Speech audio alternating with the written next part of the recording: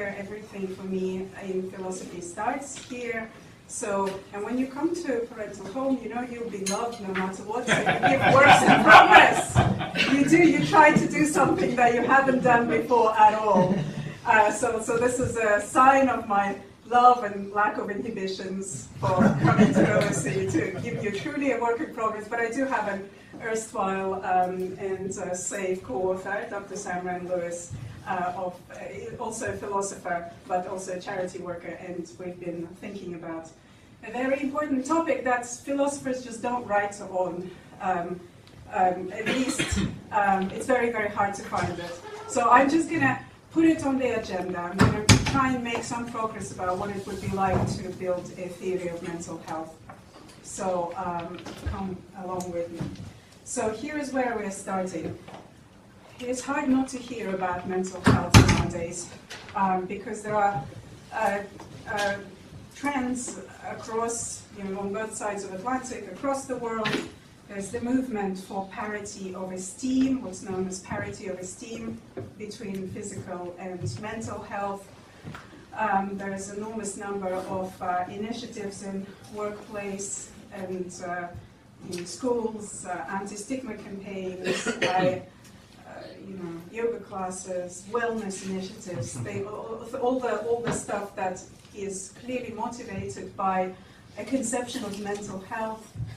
And the other amazing thing is that there is a great deal of positive visions of what mental health is, by positive meaning, not just absence of mental illness. And these positive visions are the ones that come up in big, ambitious reports, such as this one. So this is the executive summary of the 2009 Foresight report commissioned by this government on mental capital and well-being, making the most of ourselves in the 21st century. So it is in the reports like this that mental health is articulated as both aspirational ideal and, a very importantly, a positive ideal that goes beyond the absence of mental health. That's seats over here. Oh, thank you. So the first claim that we want to make is that there really is no single conception of mental health underlying all these projects. That's the first thing to be clear. Some of the conceptions underlying the diverse projects going on now are too demanding in our views, much too demanding, and some of them are not demanding enough. And we are going to try and make efforts in this paper towards a plausible one, the one that hits the right balance between being demanding and too demanding and not demanding enough, a conception of mental health.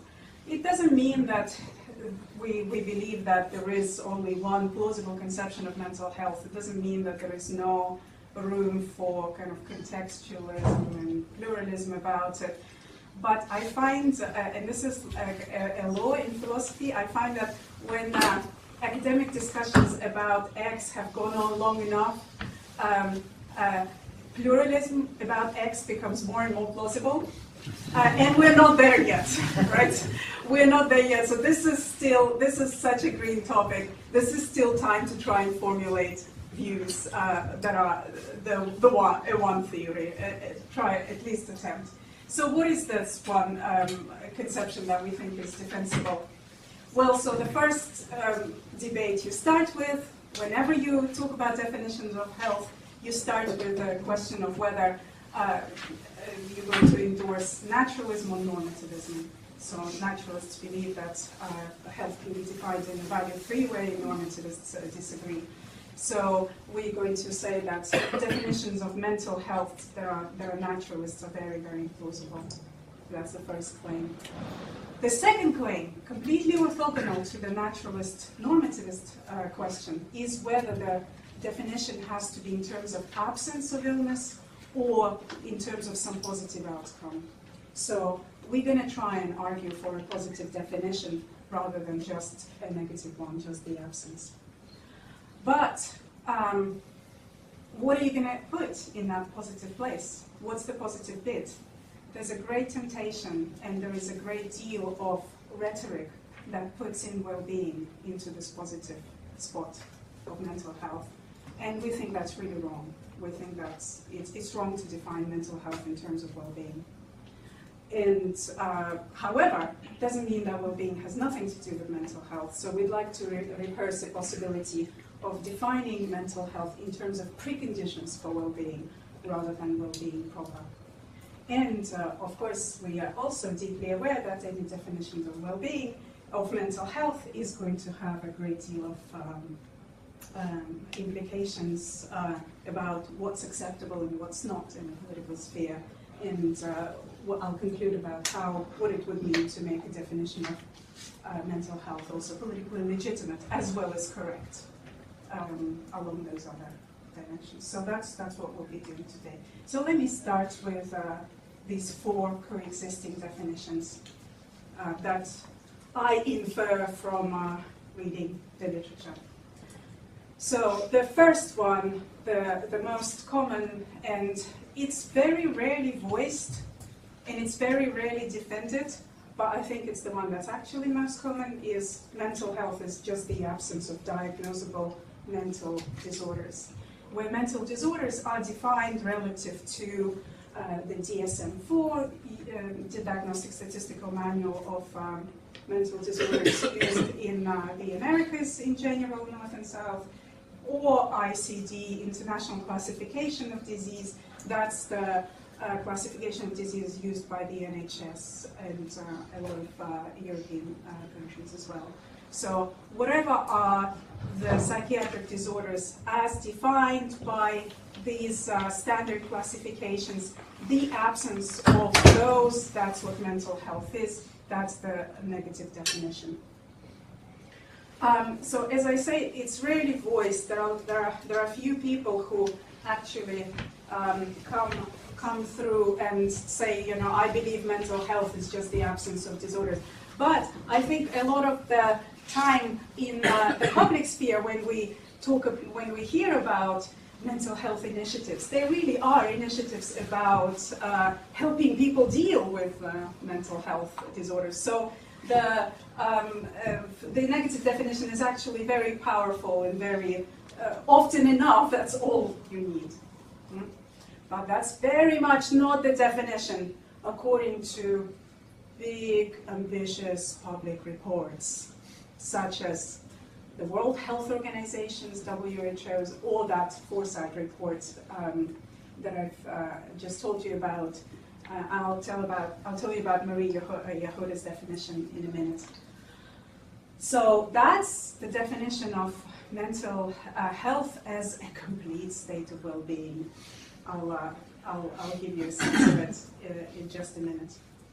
When, however, so that's the super demanding one. When, however, it needs to be articulated as a practical definition, such as when a charity says, we are carrying out the WHO's agenda of positive mental health, they can't really operate themselves on, the rhetoric will remain complete state of well-being, but there has to be an operationalization. What's operationalizations? It's usually happiness or subjective well-being. So when you read these great papers or various charity reports, you often enough, what are we doing about promotion of mental health? We're promoting subjective well-being. That's what's being used.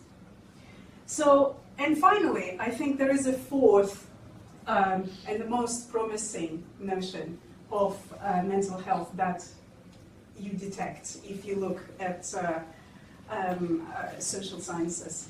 And that is a sense of measurement, a sense of managing, which is different from being well or being happy. It's basically keeping it together, something like that. And I think that's the definition that is implicit in the wildly popular, at least in the English-speaking and sort of in Europe and the UK, a measure called Warwick and Edinburgh Mental Wellbeing Scale, and I'll tell you about. So I think we're going to end up closest to probably something like that at the end of our talk. So let me tell you about this most ambitious definition. So let's read a couple. So this is the WHO's. a state of well-being in which every citizen, in which every individual realizes his or her own potential,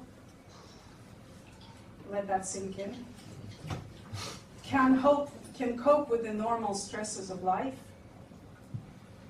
can work productively and fruitfully, and is able to make a contribution to his or her community. I'd love to know more about the history of this definition, because the positive definition of health, plain health, not mental health, which is health is not just the absence of disease, but also good functioning and well-being across many domains. That starts with the WHO's constitution in 1948. I haven't been able to find out when this got translated thusly into the mental health vocabulary, but and what was the agenda behind that. But you could see how it naturally follows from a positive definition of health in general. And WHO is very much not the only place you encounter this most demanding definition of mental health. You could also see it in Foresight report, 2008.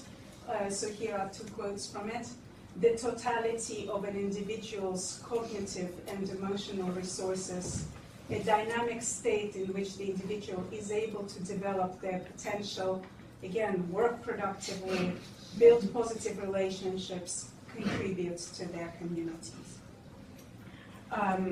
I should be careful, though Foresight report is explicitly talking about mental capital, but often enough, I don't know, they're probably just trying to introduce a new term, but often enough it gets translated as mental health in different contexts. Anyway, so you see the pattern, right? A big, demanding definition.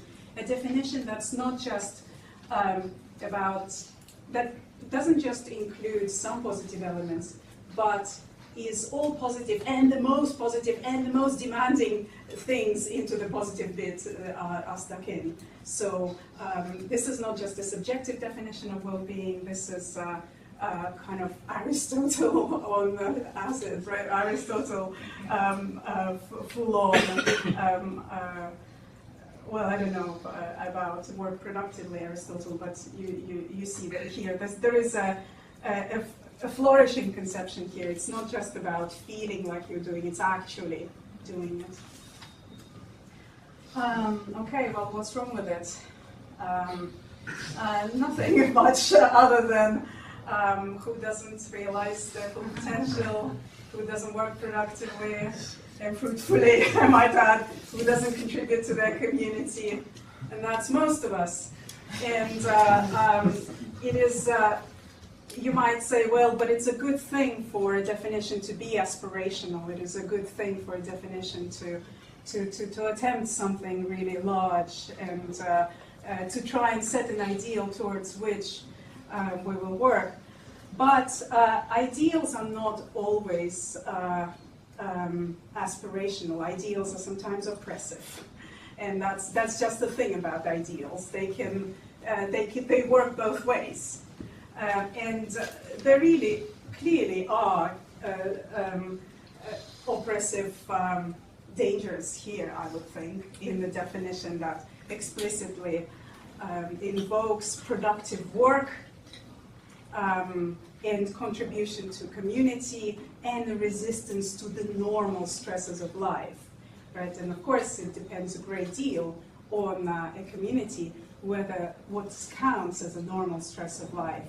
So is a 0-hour work contract, is that something that you're supposed to treat as a normal stress of life, or is it an outrage about which you should kick up a huge fuss? It is, there is a sense in which these definitions can be very oppressive. So, as well as, of course, asking for far too much in terms of mental health. You might think that mental health doesn't have to be quite so unattainable. Okay, what's on the other side not demanding enough? I mentioned a definition of mental health as just the absence of disease. Well, there is a very famous definition of health as just the absence of disease in philosophy, and that is by Christopher Boorse, which he puts forward in his philosophy of science paper called Health as a Theoretical Notion in 1977, starting off a big debate that is still going on. It is a little known fact that he also extended the definition of his definition of health as absence of disease to the case of mental health. In this paper, that appeared in 1976 in Journal for Theory of Social Behavior. And the paper is called What a Theory of Mental Health Should Be. And in this paper, he first articulates his normal, regular definition of health, and then he applies it to mental health. So let me just take you through this. This is the normal standard definition that became known as the biostatistical theory of health. An organism is healthy at any moment in proportion as it is not diseased, and a disease is a type of internal state of the organism which, first, interferes with the performance of some natural function, i.e. some species' typical contribution to survival and reproduction characteristic of an organism's age, and two, is not simply in the nature of species, i.e. either atypical of the species, or if typical, mainly due to environmental causes. So, the reason why it's called biostatistical is, you will see, it grounds health in terms of the causal contribution to survival and reproduction, Darwinian fitness. Why is it statistical? Well, it's because it talks about the typicality of certain behaviors in a species. All these little addendums excluding environmental causes are there for a reason, to exclude, like boulders and carriers and things like that. And I won't take you through the debate exactly, what is the best formulation of the biostatistical theory. It's a very complex question, all in all. But let's see how this definition would work in case of mental health. You would have to define mental functions, basically. And you would have to define these functions if you're going to go the Darwinian route with its contribution to survival and reproduction. And at the time when Boorse is writing this paper, it's completely up for grabs, and he doesn't know what exactly will be the theory that grounds mental functions. What is it? What are the mental functions that best contribute to survival and reproduction? So at the end of this paper, he makes this remarkable move that is largely of historical interest, but I think is really important to still take in, just so you know how difficult this is. Formally speaking, psychoanalytic theory is the best account of mental health we have. Sorry about the typo. It closely follows the physiological model by positing 3 mental substructures. What physiological model? The id, ego, and superego, and assigning fixed functions to each. It would not be difficult to construe psychoanalytic theory as a set of theses about biological functions of the mind. On this view, the id might emerge as a reservoir of motivation, the ego as an instrument of rational integration and cognitive competence, and the superego as a device of socialization. One could then give a straightforward argument that neurosis is disease by appealing to its disturbance of the integrative and motivational functions of the ego and the id. So there's a lot that's interesting in this move. First, I think the fact that it appears in 1976 just as psychoanalytic theory is being completely purged from psychiatry. So 1972 is when the DSM-3 arrives. DSM-3 is written by psychiatrists in USA, especially Robert Spitzer of Washington University in St. Louis, my other city, in which the whole point of that instrument is, of DSM-3, is to purge that psychodynamic language, the language that psychiatric disease is a response to trauma, or is a response to some kind of a, I don't know, the sublimation, or whatever was the Freudian story. All of that was completely purged from DSM-3. DSM-3, by comparison to DSM-4, is much thicker. DSM-3 defines depression as by just the symptoms, one symptom after another. You have to get this, this, and that. And the symptoms are not discussed, not described in any kind of dispositional, causal terms in the way they would be on a psychodynamic theory such as Freud's.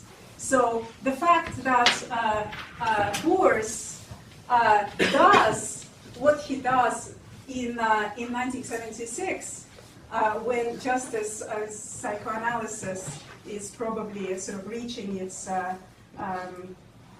nadir in psychiatry, is remarkable. I would love to know why. I'd love the opportunity to ask him why. Maybe that Dan Hausman knows why. I'll pick his brain. But clearly this is not an option, right? Clearly this is, whatever's going to be a modern account of mental functions is probably not going to be this one. And I'm not sure which one it's going to be. I think specifying mental functions is specifying regular functions that causally contribute to survival and reproduction on this former definition, the biostatistical, it is hard enough, even harder for mental functions. So there are different reasons people have rejected Boorse-type definitions. One is not convincing theories of functions, and there is this lovely, very nice paper by Worrell and Worrell that concludes that the naturalist theory of disease is like a Lakatoshian degenerating research program. It just keeps on being propped up by epicycles, and it's just not working. But ignore for now the bit that they think the same about normativists. But they do say that about the naturalist. There are the usual reference class problems that Elsa Kingma has highlighted in her work. It really isn't possible to specify the reference class without invoking some notion of normality, and that's the problem. And but there are replies to all of this, especially by people in this room.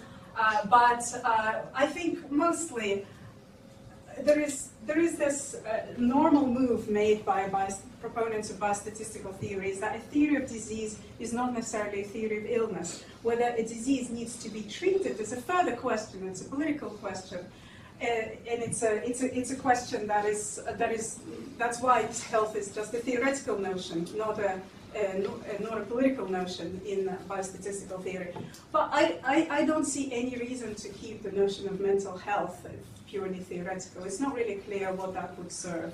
At least the notion of mental health that functions in a great deal of these projects nowadays, the parity of mental and physical health, and a removal of stigma is very much a normative definition. So I think there are really good reasons to embrace that the definition of mental health will have to be normative.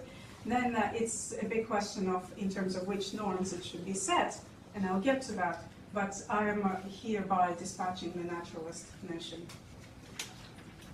Completely orthogonal to this issue is whether the definition needs to be normative, negative, or positive. So Boorse himself is very clear about it in 1977, that he is defending a naturalist theory that's also a negative theory. And these are two entirely different issues in his mind. He gives reasons for why the notion of positive health, which is rising at that point, he's aware of it, is really all a bunch of sort of hippie nonsense about how you need to be fit and take care of your body. But it's not something that truly addresses this big question of whether there is something more to health than absence of disease. So let me tell you about people who have claimed that there is something more to mental health than the absence of disease. So in doing research on this, I came across this remarkable British Austrian sociologist whose lifespan, Maria Hoda, lifespan all through 20th century. One of the Austrians who ends up in Britain because of World War II. And she is very well known by sociologists of labor and even some economists of labor for advocating this view that what makes unemployment so painful is not the loss of income, it's the loss of identity and loss of structure. So it's the other goods. That's what she's best known for. But another book that is widely cited,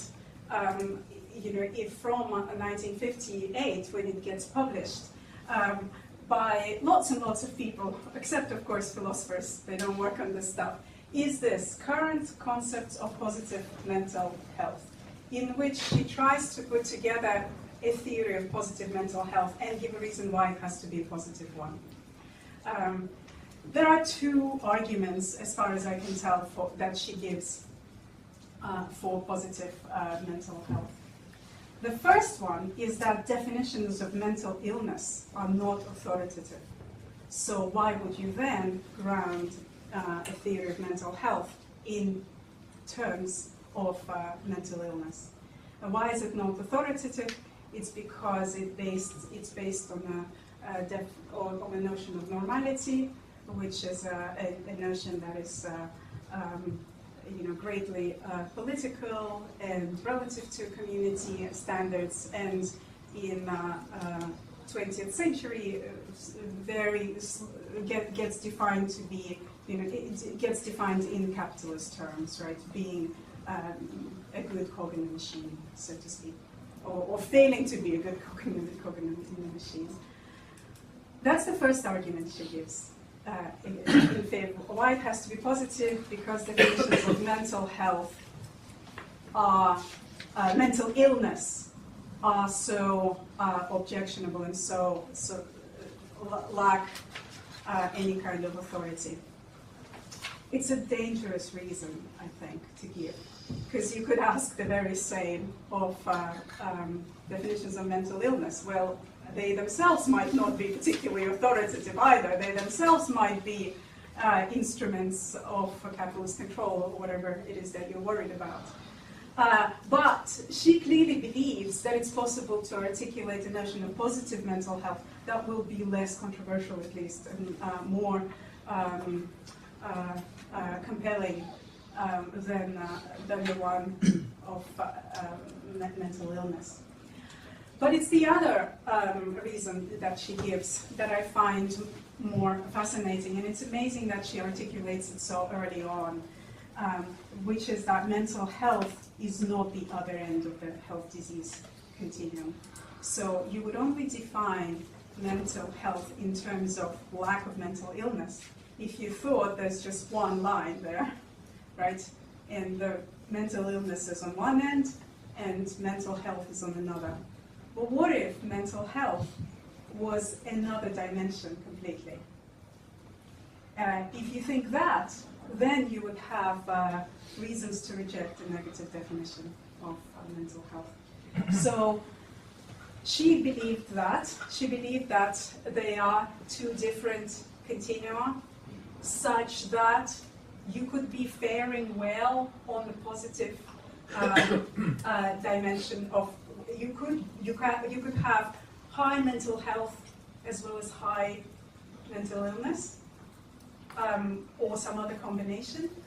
But this is a view that then that is very popular now, very, very popular. So this is a diagram from a psychiatrist from yours in North Carolina, Chapel Hill, Corey Keyes, who advocates what he calls this complete model of mental health. It's a little bit wishy-washy, but it's still interesting that it still is important that Maria Hoda anticipates it. The view is that low-high mental health is one dimension, low-high mental illness is the other dimension. So this is the dimension of that defined completely relative to DSM or ICD, so relative to psychiatric classifications, whereas this is a dimension that's defined relative to, well, what he calls languishing and flourishing. So, but that's just definition. What's the evidence that this is actually the case? The evidence that Corey Keyes and his associates give is a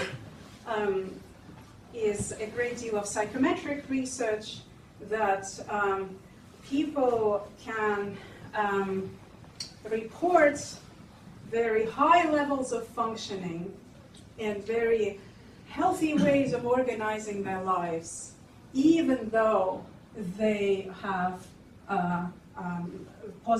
mental illness, a present mental illness in their lives. So a great deal of research, social quantitative research that points to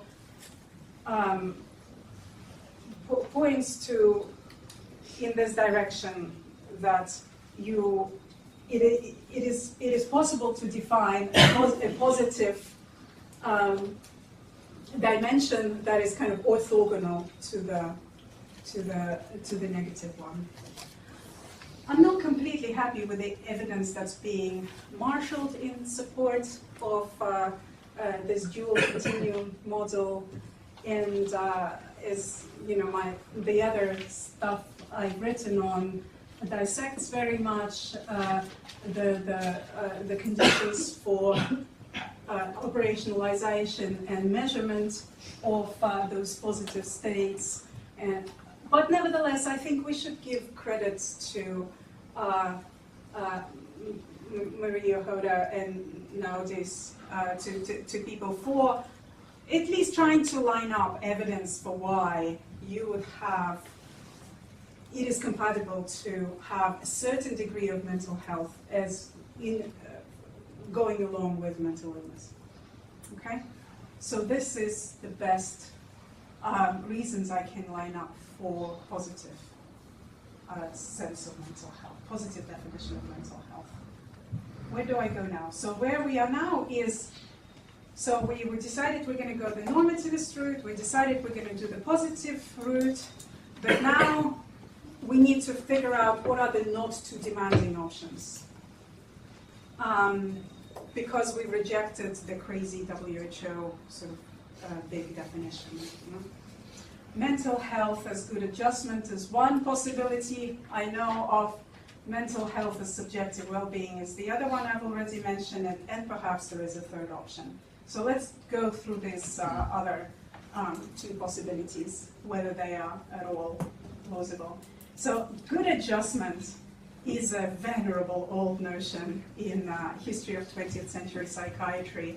It's a big thing, right? Being well adjusted is a language that starts most probably from this work by a psychiatrist Carl Menninger, written in the 1930s, but this is a 1951 edition.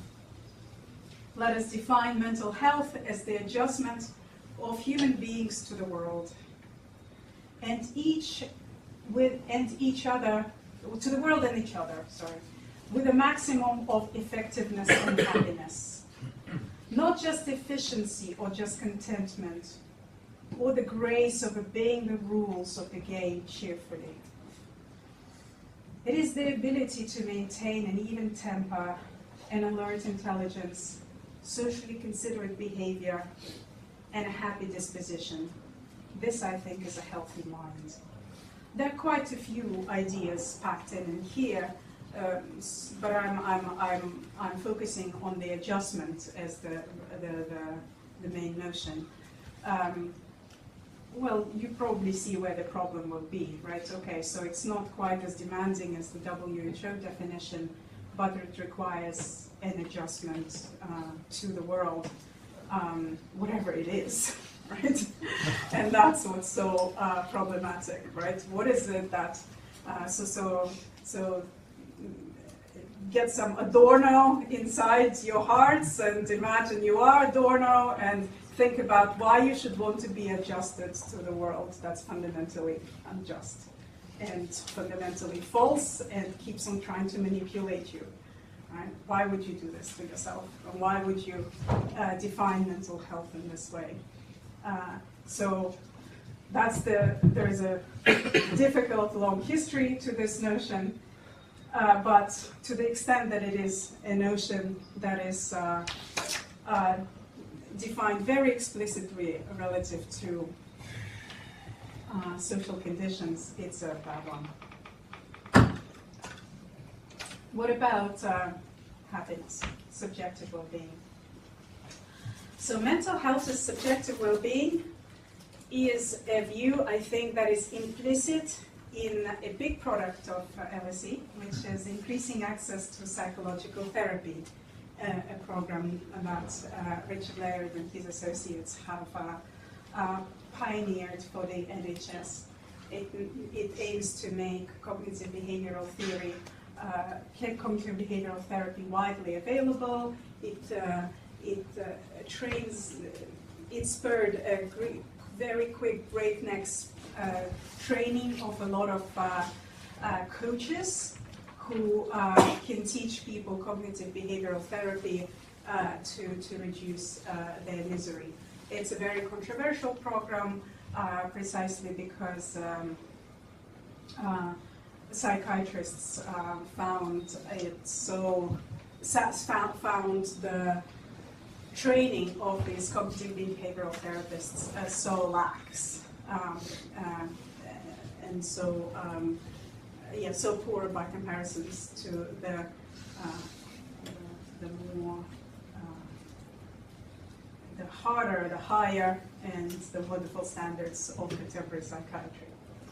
It's complicated and it's controversial, and I'm not here to say one way or another whether it's been a good thing, but I think it's implicit in the whole program of IAPT is that the goal of cognitive behavioral therapy is to make you happier. That's the measures against which it is evaluated, etc.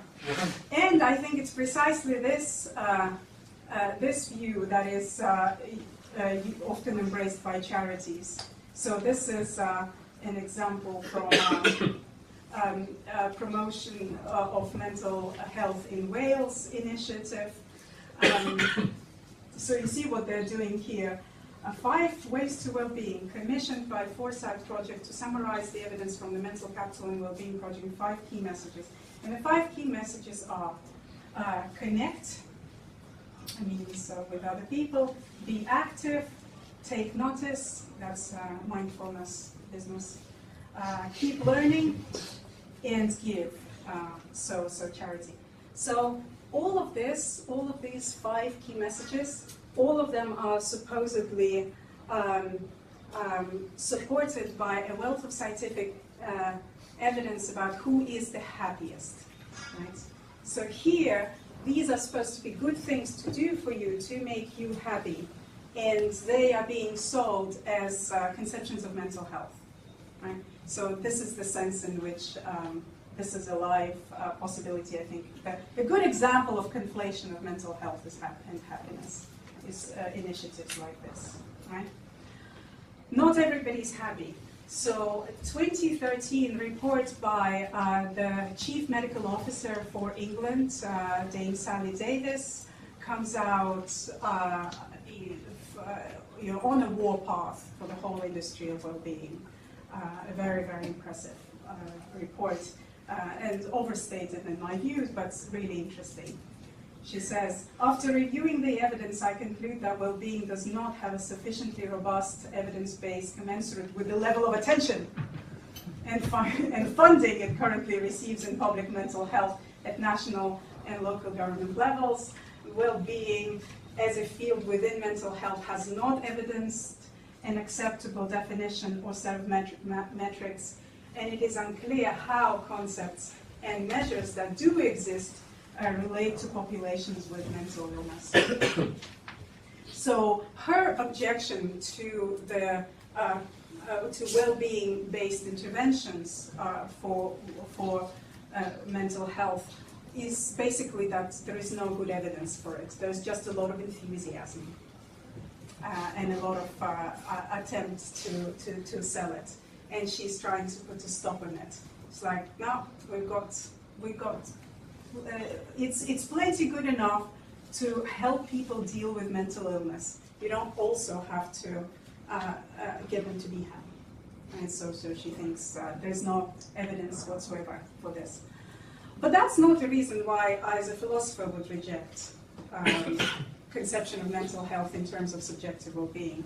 As a philosopher, we should reject it on normal grounds for me, such as it medicalizes unhappiness, it makes unhappiness a medical phenomenon to deal with by medical means. It oversteps bounds of medicine and healthcare. It shouldn't be the business of medicine and healthcare to make us happy. And if you are liberal and if you like neutrality, it certainly violates neutrality. As in, it identifies the function of public health with a very specific conception of good life in terms of happiness. So if you think that that governments should be neutral with respect to lives that citizens might choose, you would reject it. But I don't think there is any particular political theory needed to endorse these reasons. As I mentioned before, you could be sort of a good adornerist, a critical theorist, and say, what? Your job of medicine is to make me happy in a world in which happiness is not warranted? You would arrive at the same results. So that's why mental health and subjective well-being is a wrong idea. Well, what are you going to do then? What's the third option? Well, so the third option, as I'm working out, would go as follows. To get you started, here's a definition of mental health from Public Health Agency of Canada. It has two sentences, one good, one bad. The capacities of each and all of us to feel, think, and act in ways that enhance our ability to enjoy life and deal with the challenges we face. It is a positive sense of emotional and spiritual well-being that respects the importance of culture, equity, social justice, and all. Stop, right? The first sentence was fine. You didn't have to do that second bit, right? What if we just stopped at capacities for well-being and didn't go to well-being, right?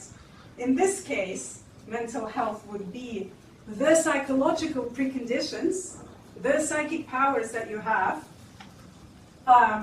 that if developed and possessed, enable people to pursue a good life on whatever sense that they that they choose or that a community chooses to adopt. So kind of not well-being itself, but your preconditions for well-being. I think it's an empirical question whether there is a single set of psychic powers that are preconditions for well-being. But I think if there is a positive notion of mental health, it's going to be that one. So when psychologists talk about that sense, when I try to detect in psychological research on not well-being proper, but preconditions for well-being, that's the notion of psychological flexibility keeps coming up. So what's psychological flexibility? Well, according to probably one of the most cited article on this topic by Hayes et al., it's the ability to change or persist in behavior when doing so serves valued ends, recognize and adapt to various situational demands, shift mindsets or behavioral repertoires when these strategies compromise personal social functioning, maintain balance among important life domains, and be aware, open, and committed to behaviors that are congruent with deeply held values. I mean, some bits of it are probably rubbish, but to the extent that they are trying to study the psychic powers that enable people to achieve a variety of positive outcomes, then that's what I mean. That what I think is the best hope for mental health definition. So dynamic processes that describe how individuals adapt to fluctuating situational demands, reconfigures mental resources, shifts perspectives, balances competing desires, needs, and life domains. So, and I am under no illusion that this is not somehow a political concept, right? Because there's still the question of what is it that you should be flexible with respect to, right? Should you be flexible with respect to, well, it's a 0-hour contract, be flexible about it. Or is this not something that we should expect people to be flexible to? Or it's exorbitant student fees, right? So not flexible. So it still will be a political notion, and so whatever story you're going to have about how social science should deal with evaluative presuppositions in its research, whatever story you're going to have about responsible use of values in science, you're going to have to plug it in here. But I still think it's a much better route to go than the plain well-being one. So, as I mentioned, the Warwick and Edinburgh mental well-being scale. I think so. Have a look at these. That's the short version of the scale. I've been feeling useful. I've been feeling relaxed. I've been feeling interested in other people. I've had energy to spare. I've been dealing with problems well. I've been thinking clearly. Been feeling good about myself. Been feeling close to other people. Been feeling confident. Been able to make up my own mind about things. Been feeling loved. Been interested in new things. Been feeling cheerful. Some of these are well-being-ish and happiness-y, right? But not all of them. I think roughly this scale is a scale that measures your own subjective evaluation of whether or not you're managing. It's not measuring your well-being, and rightly so, I think.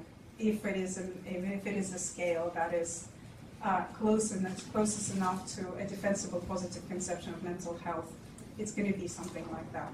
So it's very complicated why they use each, right? There's a big psychometric argument behind inclusion of each of these scales of each of these items that I won't go through. But I think whatever they're trying to capture, it is that dispositional notion, that kind of what is it that I need for well-being rather than well-being proper? I think the reason why I started working on this is this article by great New Zealand philosopher Simon Keller. A short blog post, but it kind of sent me on this whole project. The dangerous ideal of mental health, in which he argues that the positive conception of mental health is dangerous because it takes the concept of health, which we usually treat as objective and scientific, applies it to the questions of how we should think and how we should live, and creates a mix of both positivity and scientific authority that is just toxic. So I really agreed with the sentiment, but I felt that it is possible to articulate a conception of mental health that is not quite as dangerous as this. So yeah, to conclude, mental health is, according to the definition that Sam and I are exploring, would refer to these psychological capacities that serve as preconditions of well-being. In this way, it's a normative notion, it's a positive one rather than negative, grounded well-being without identifying mental health with well-being. And of course, it needs to be politically legitimate, and we think it can be more politically legitimate than other notions.